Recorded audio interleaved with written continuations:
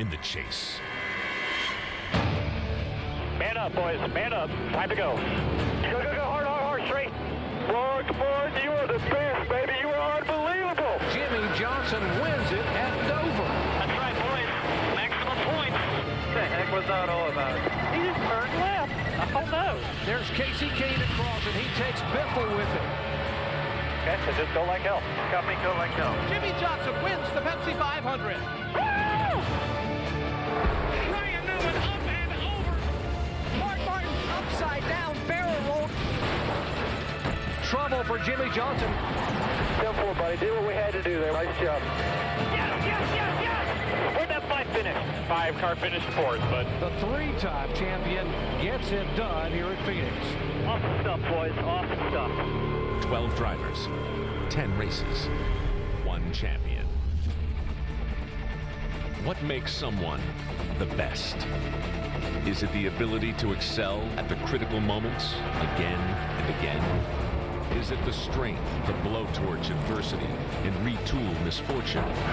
Or is it the foresight to take the unknown and know it anyway? True, luck must be factored in. But at this level, luck is an opportunity built by preparation. It takes incredible effort if you're going to hang your name among legends. And it means somebody always has his sights set on you. Yes, there's a long list of things that goes into being the best. But by the end of today, that entire list will be summed up in a single name.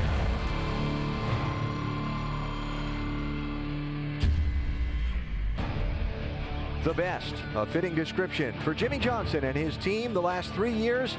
The title they're ready to claim again in the final race of the season, the Ford 400 at the Homestead-Miami Speedway. There are plenty of obstacles in the way, a tough field of competitors, and the perils of racing at high speeds in tight traffic over 400 miles. Make no mistakes, the title is theirs. But what do Lady Luck and her partner Fate have in mind? Will it be an upset of the likes we haven't seen in a long time in NASCAR? Will Mark Martin somehow pull this championship out? Or will it be Jimmie Johnson on a run to history at the end of the day? Let's go trackside for the command. Race fans, are you ready? The time is now. It's time for those most famous words in motorsports. Here to give the command, please welcome your Grand Marshal, Ford Motor Company spokesman and creator and host of Dirty Jobs, Mike Rowe. If you start your day in steel-tip boots, a hard hat, or a Tyvek suit, I'd say get ready to get dirty. But today, I've got a different message, and it goes like this. Gentlemen, start your engine! Fired up when ready. Bring it up. Bring it up. Fired up. Far and home.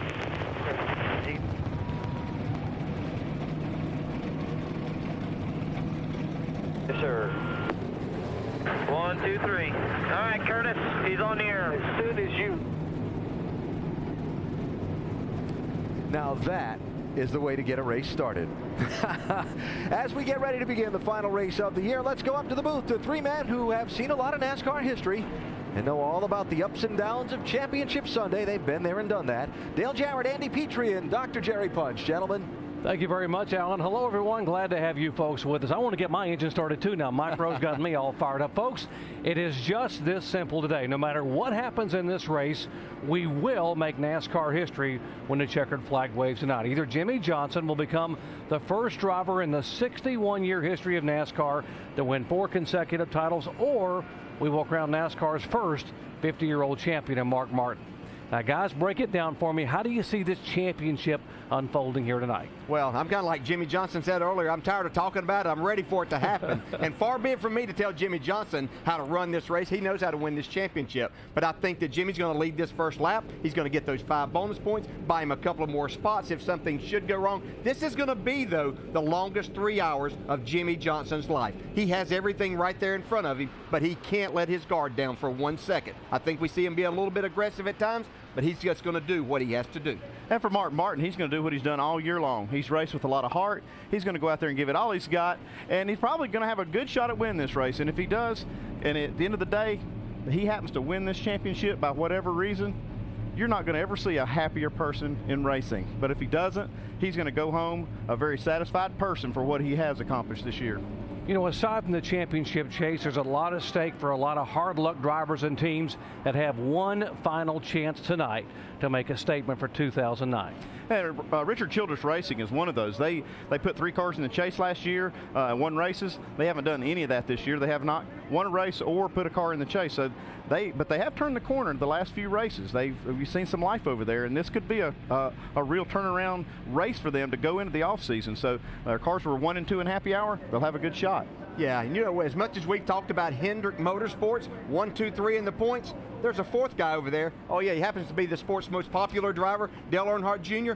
Been showing a lot of promise lately. He would dearly like to finish this year in victory lane.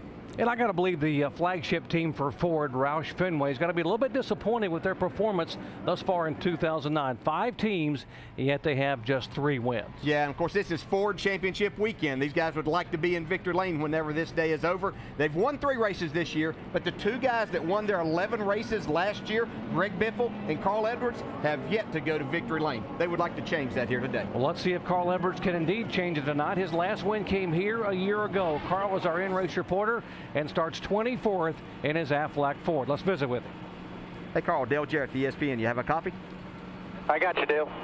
Hey man, thanks for talking with us. Let's get right to the mailbag. And Riley from Tallahassee, Florida asked, you won the Cup race at Homestead last year, and Roush Fenway runs really well there. Can you explain the magic that the Roush cars have at Homestead? I don't know. I hope the magic's still there, though. That's a good question. You know, yesterday we had a great run in the Ortho Fusion. This Aflac Ford Fusion's pretty good, and you know, I just love this racetrack. You know, we have a blast here sliding around. It's real slippery. You can race anywhere, and you know, hopefully it works the same way it's been working past history. Yeah, Carl, speaking of last night, we saw you have a great run there, a chance at winning that race. And we saw the racing get very exciting as the sun went down last night. Does the track get that much more grip, and can we expect some of that tonight? Yeah, I hope so. You know, there was one point last night where I was racing with Burton and, you know, and Joey and Kyle, and man, we were having an amazing battle. And I think you're going to see a lot of that tonight, and that just comes from that track being so wide, and the banking here is, you know, perfect for that kind of racing. Okay, Carl, we appreciate you talking with us as always. Have a great day. We'll talk to you later on. Now Andy's going to talk to your crew chief, Bob Osborne. Thanks a lot, guys. Hello, Bob Osborne. Andy Petrie in the booth. You got us? Yeah, I got you, Andy. Pretty low, but I got you.